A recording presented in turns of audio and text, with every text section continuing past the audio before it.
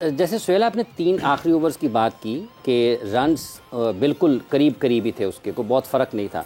पाकिस्तान के ख़िलाफ़ भी 42 गेंदों पर 42 थे। तो ये जहाँ तक फिर फास्ट बॉलिंग है उनकी, हैसियत फास्ट बॉलर, आप इन दोनों चीज़ों को अगर हम देखते हैं तो ये एक ऐसी जगह पर जहाँ पे मैच आपने वापस लिया अपने हाथ में फास्ट बॉलर्स में। Bumrah was the difference. Yes, वो आप कहेंगे कि क्लासन का आउट हार्दिक पांड्या ने किया, बट जो ओवर बुमराह ने किया, जब 4 ओवरों में 26 रन चाहिए थे, वो 2 रन पे उन्होंने ओवर कर दिया। एंड देन वो अर्शदीप ने आके ओवर किया। वहाँ से मेरे ख्याल में जो डिफरेंस सारा क्रिएट किया ना, वो इसका बुमराह का था। बुमराह ने वो होप दी शायद थ्रू आउट द टूर्नामेंट, अभी भी हम कुछ कर सकते हैं। Throughout the tournament Bumrah was the man to go for Rohit Sharma, और उन्होंने डिलीवर भी किया। किसी एक मौके पे, किसी एक जगह पे भी ऐसा नहीं हुआ कि जब कैप्टन ने उनसे कोई डिमांड की हो तो और वो फुलफिल नहीं की हो। तो having Bumrah in your team, I think ये इतनी बड़ी लग्जरी है कि जो बाकी किसी टीम के पास नहीं थी। और अगर मैं कहूँ कि बुमराह ने बॉलिंग में अकेले वो टूर्नामेंट जितवाया, ना सिर्फ मैच, तो वो गलत नहीं होगा।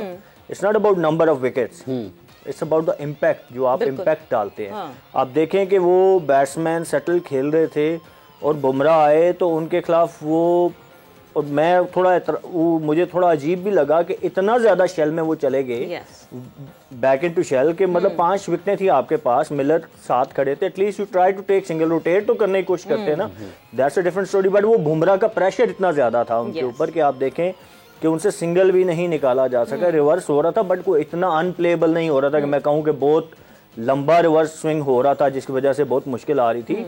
It was about skills. Bumrah की स्किल्स जो है वो डिफरेंट थी बाकी बॉलर से, और जब बुमराह ने डिलीवर किया तो आपको एक होप मिल गई। जब भी नीचे लगी हुई टीम को आप वापस आने देते हैं ना, मैं पूरे शो में ये बात करता रहा हूँ, वो ऑस्ट्रेलियन अप्रोच की बात कर रहा हूँ कि वो नहीं आने देते, क्योंकि जब भी किसी नीचे लगी हुई टीम को आप एक होप दे देते ना, तो फिर मोर देन 70-80% वो नीचे लगी हुई टीम बाउंस बैक करने का जीत जाती है। सो you don't want to do that.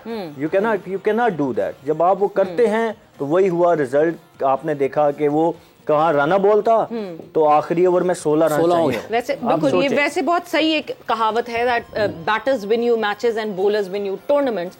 34 for 3 से बैटर्स की तरफ जरा आते हैं। 34 for 3 से 176 पुट अप करना, सबसे पहले तो मुझे लगता है कि वो सबसे पहला इम्तिहान था जिसमें टीम इंडिया पास हुई।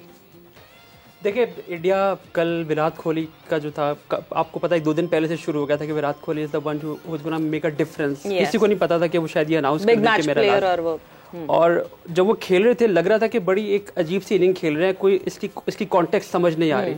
लेकिन जिस तरीके से वो अपनी इनिंग को लेके जा रहे थे, बाद में एट द हाइंडसाइट ये समझ आया कि ये इनिंग कितनी मीनिंगफुल थी। इवेंचुअली वो जो 10-15 रन थे जो छक्का भी मारा, उन्होंने थोड़ा लेट किया, उन्होंने इम्प्रोवाइज किया, बट अगेन विराट कोहली की जो इनिंग थी वो उसने बेसिकली इंडिया को एटलीस्ट एक फाइटिंग टोटल की तरफ पुश किया कि यार चलो ठीक है, ये इतना है, हम इसको फाइट बैक कर लेंगे।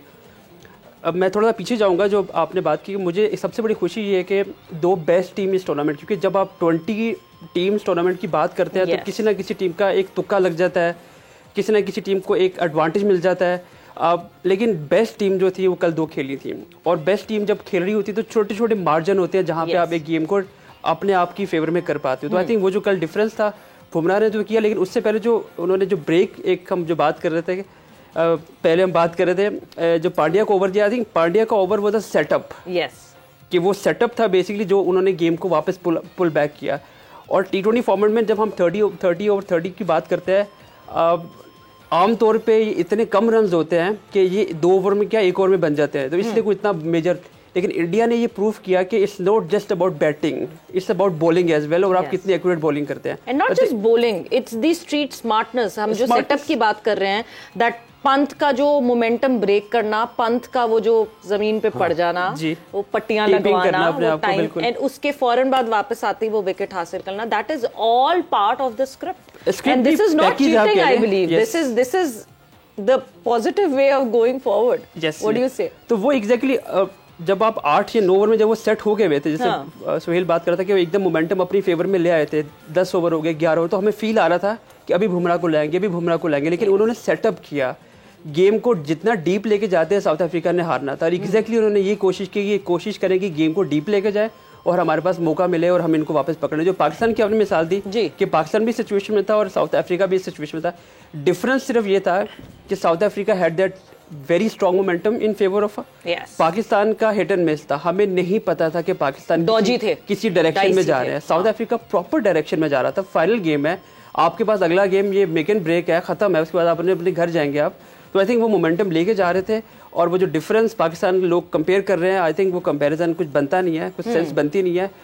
ओवरऑल खुशी इस चीज़ की कि वन साइडेड गेम नहीं हुआ, बिकॉज बहुत ज़्यादा क्रिटिसिज्म मिला कि इंडिया को बहुत सी फेवर्स दी गई, ये किया गया वो किया गया, बट एक बहुत ही कांटेदार मुकाबला हुआ और इंडिया ने अगर गेम जीता है तो अपने बलबूते पे जीता है, उन्होंने ग्राउंड में जीता है। जिस तरीके से बुमराह ने किया, जिस तरीके से पांड्या ने किया, सूर्या का कैच वो भी कंट्रोवर्सी क्रिएट हुई है, बनाया हुआ है वैसे वो भी हम जरा गौर से देखेंगे, हम भी जरा फोकस करके यहाँ पे देखने की कोशिश करेंगे। बट इवेंचुअली टीम इंडिया जो है वो चैंपियन बन चुकी है। अब जिसने जो कंट्रोवर्सी ढूंढनी वो ढूंढे, बट ब्रेक पर जा रहे हैं और ब्रेक से जब हम वापस आएंगे तो जो बात ये कंपैरिजन की हो रही है कि इंडिया जो पाकिस्तान इस कंडीशन में था, साउथ अफ्रीका उस कंडीशन में था, उसका डिफरेंस उमर ने जरूर बताया। हम उस पर जरा डिटेल में और बात करेंगे after the short break. And welcome back to जोर का जोर T20 वर्ल्ड कप 2024 स्पेशल बात हमारी हो रही है फाइनल के हवाले से, India versus South Africa. India जिसमें बनी champion of T20 world cup 2024। Break पे जाने से पहले हमारी डिस्कशन हो रही थी कि एक जिस तरह साउथ अफ्रीका ने ये पूरा एंड जिस तरह हुआ इस फाइनल का, पाकिस्तान की याद आ गई अचानक से, बिकॉज इंडिया के अगेंस्ट जब पाकिस्तान खेल रहा था तो एग्जैक्टली इसी तरह का सिनेरियो हो रहा था। बट उमर का ये कहना है कि south Africa was in a momentum और पाकिस्तान जो है वो वैसी शेकी था, वो उस मोमेंटम में नहीं था। बट कहीं ऐसा हुआ कि उस टाइम पे आपको पाकिस्तान टीम की याद आई हो? सोशल मीडिया पे हर जगह यही लिखा हुआ है कि इस सिचुएशन में दो ही टीमें हार सकती थी, एक कल हार गई और एक पहले हारी थी। बट ये फाइनल में खेल रही थी और फाइनल में खेल के हारी है। नहीं, आई थिंक दोनों की सिचुएशन डिफरेंट थी। हम 120 चेज कर रहे थे, हमें शुरू से 6 रन चाहिए थे पर ओवर। इनको आप देखें तो दे वर चेजिंग 178 177, तो 9 रन पर ओवर। फिर बीच में जो सारा एपिसोड हुआ, then they with because of Klaasen की जो इनिंग थी उसकी वजह से मैच में वापस के आए, बल्कि एक किस्म का मैच इन्होंने छीन लिया था। बस वो फिनिशिंग लाइन ही थी जो ये, और वो अपनी नर्व्स की वजह से क्रॉस नहीं कर सके, तो वो कंपैरिजन नहीं बनता। हाँ, आप ये कह सकते हैं कि हम जो मैच वहाँ पे हारे यूएसए वाला वो सिमिलैरिटी आप निकाल सकते हैं कि उसमें भी आप विनिंग पोजीशन में थे। 3 बॉलों पे 12, आपका बेस्ट बॉलर बॉलिंग कर रहा हो और दूसरी टीम का बेस्ट बैट्समैन बैटिंग नहीं कर रहा था। ठीक है, तो वो एक सिमिलैरिटी बनती है सिचुएशन की। यहाँ पे 5 ओवरों में 30 था, वहाँ पे 3 बॉलों पे 2 छक्के थे। ठीक है, तो वो एक सिमिलैरिटी बनती है। बट ओवरऑल आई गेस के मैं इंडिया को क्रेडिट दूंगा, वही नर्व्स की गेम थी, इनसे नर्व्स अपनी कंट्रोल नहीं हुई। जहाँ क्लासन आउट हुए थोड़ा सा इनको मोमेंटम गया, और जहाँ पे यानसन आउट हुए तो उसके बाद शायद वो बिलीव खत्म हो गया, वो बिलीव ही खत्म हो गया। आप देखिए कि बिल्कुल टोटली आप शेल में चले गए ना, कि मतलब एटलीस्ट आप वाइड बॉल क्रिकेट में रोकते भी हैं तो you look to take single, वो बिल्कुल ही टेस्ट मैच की तरह बिल्कुल आप फील्डर अंदर आ गए। वहां पे थोड़ा सा आप जो क्रिकेट खेल रहे थे आपको वही खेलनी चाहिए थी। आप मैच में किस वजह से वापस आए थे? चाहे वो स्टब्स की इनिंग आप देखें, स्टब्स ने आके अटैक किया तो मैच वापस आए ना, रोकने से तो नहीं आए।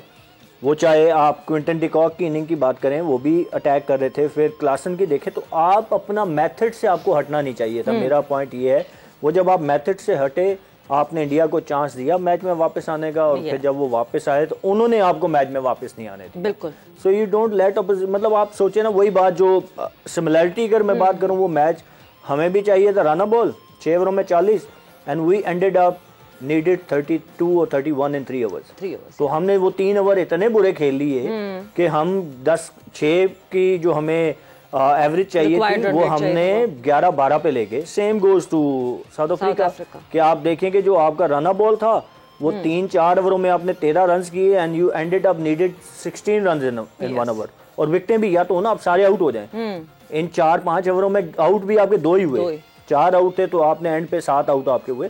तो मेरे ख्याल में थोड़ा सा दे मिस द ट्रिक कि वो क्लासन के आउट होने के बाद एंड देन यानसन के आउट होने के बाद वो बिल्कुल ही कंप्लीटली शेल में चले गए, स्ट्राइक रोटेट नहीं किया।